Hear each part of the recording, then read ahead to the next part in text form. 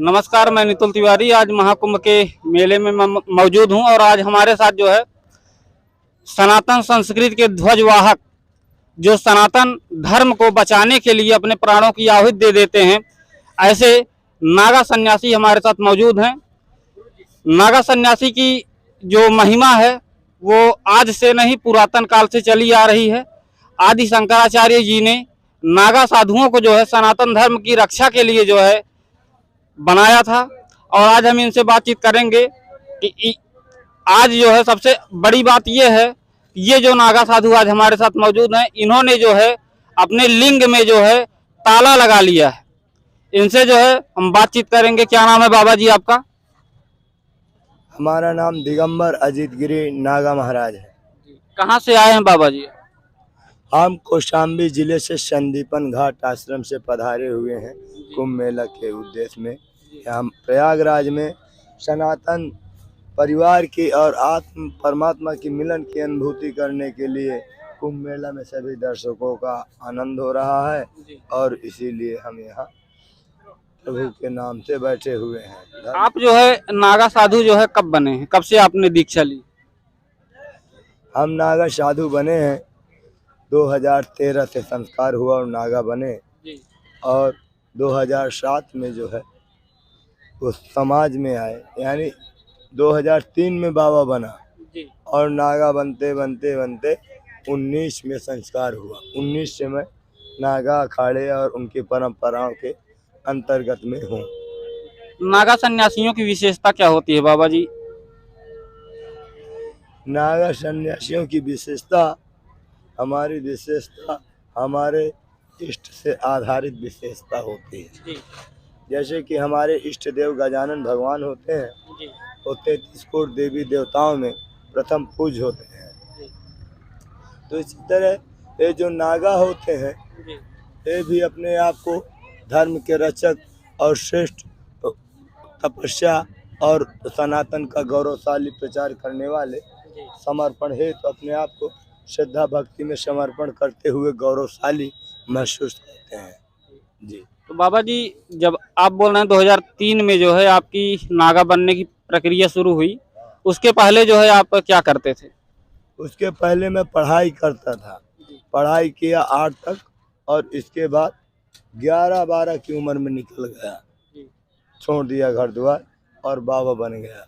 बैरागी जीवन बिताया, क्योंकि बैरागी भी रहना पड़ता है और अपने से किया नहीं जाता है। भगवान जब बनाते हैं तो रास्ते सामने आते जाते हैं।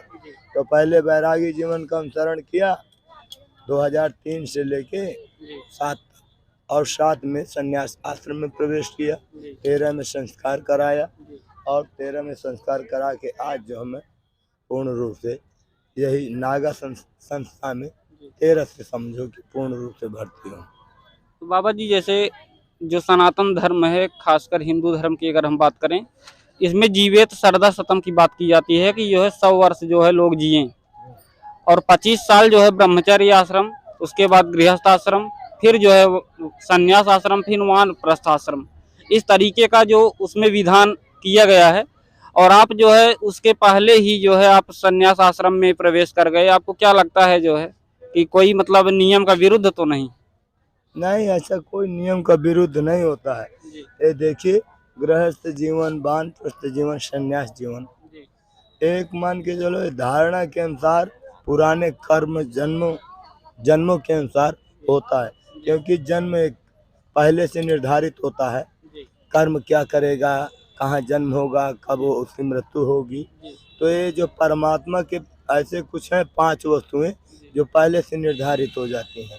आयु, कर्म, धन, विद्या, मृत्यु, ये पहले से निर्धारित हो जाता है। तो इसमें जो है कोई आगे पीछे को नहीं कि मान के चलो गृहस्थ वाला संन्यास कैसे हो गया, संन्यास वाला गृहस्थ कैसे बन गया। जिसके कर्म में जो लिखा है वही बनेगा, उसमें अवस्था और उम्र और कम का कोई महत्व नहीं रहता जी। जैसे बाबा जी, आपने अपने लिंग में ताला लगाया है और ये बहुत चर्चा का विषय है और लोगों को आश्चर्य भी है कि बाबा जी जो है ताला क्यों लगा लिए? ये भी हमारे एक साधना का विशेष वो है। जो भोले बाबा थे, भोले बाबा जब समाधि लीन थे तो उनके पास कामदेव की जो है भेजा गया था इंद्रदेव जी के द्वारा।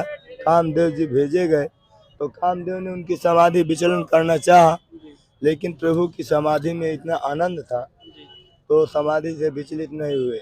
लेकिन बार बार कोशिश करने पर जब उन्होंने अपना तीसरा नेत्र उघाड़ा तो कामदेव जलकर भस्म हो गए। तो इसी तरह हठ योग साधना है, हठ योग साधना है। ज्यों ज्यों आप आगे बढ़ोगे तो इसका साधना का विलक्षण सुख अनुभव अनुभूति होती है। तो इसलिए तुमने तो अरमानों के जलते दिए देखे होंगे, हमने तो खुलेआम ख्वाहिशें दफन की है। देखिए, जिस चीज़ को देने में इतना आनंद आता है उसको अगर अपने पास रखा जाए तो कितना आनंद आएगा। फिर सनातन धर्म के अनुसार हमें जो है 84 लाख बार परिवार बनाए, गृहस्थ बनाए, और जितने भी जीव हैं पृथ्वी में वो सब गृहस्थ माया मोह के अधीन ही है। किस जीव के पास परिवार नहीं? कौन मेरा तेरा नहीं जानता है, सब जानते हैं। लेकिन मनुष्य उसमें ये है कि वो धर्म, सनातन धर्म की मर्यादाओं का पालन करते हुए, उनका आदर्श आचरण करते हुए अगर वो रह रहा है तो परिवार और उसका कर्म सही है। वरना अगर उस कर्म के लिए, गृहस्थ परिवार के लिए और आर्थिक भौतिक सुविधाओं के लिए अगर वो वास्तविक सनातन धर्म भूल जाए और धर्म कर्म ना करे, आत्मा का मोक्ष न कर सके हैं और इन बातों से अनजान रह जाए, तो इसलिए उसका कोई अस्तित्व नहीं होता है। तो ये हमारा शरीर मनुष्य का मिला है और वेद शास्त्र से ये आधारित है कि बड़े भाग्य मानुष तन पावा, सुर दुर्लभ सद्ग्रंथन गावा। ये बड़े भाग से हमें मनुष्य का शरीर मिला है। तो भोग ऐश्वर्य विषय वासना के लिए नहीं, यह तन कर फल विषय न भाई। ये स्वर्गो देवताओं को दुर्लभ चीज, अनमोल अमानत हमें मिली है, तो क्या उसे भौतिक सुखों में या विषय वासना में गिरा दोगे? नहीं।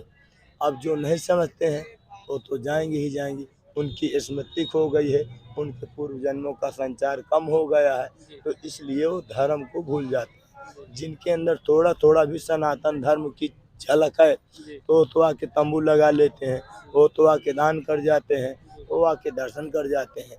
इससे हमें ये पता चलता है कि जो भी 144 वर्षों में आयोजित महाकुंभ में पधारा हुआ है, तो इससे हमारे सनातन धर्म की छोटी बड़ी आस्थाएं और उनके स्मृतियों का अनुभव प्रतीत होता है। एक से एक ऋषि मुनि हों, वो आखिर अनुभव के प्रति पूर्व जन्मों के ही कर्मों से आज हम उन्हें देखते हैं कि ऐसा आश्चर्य क्यों कर रहे हैं, तो उसी पूर्व जन्म की स्मृतियाँ होती हैं।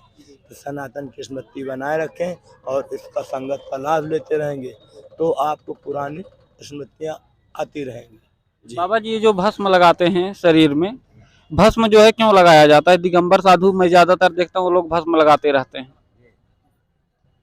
भस्म का आधार ये है कि सनातन धर्म से ये भी जुड़ी एक खास बात है। जब हम जन्म लेते हैं तब बच्चा को इसी से स्नान कराया जाता है, हैं? तो भस्म से स्नान कराया जाता है और जब इंसान पुनः शरीर त्यागता है तो भी वो भस्म के रूप में परिवर्तित हो जाता है। तो इस शरीर भभूतमय है, भस्ममय है। पंच भौतिक से ये जो है 5 तत्वों से निर्मित है हमारा शरीर और भस्ममय हो जाता है।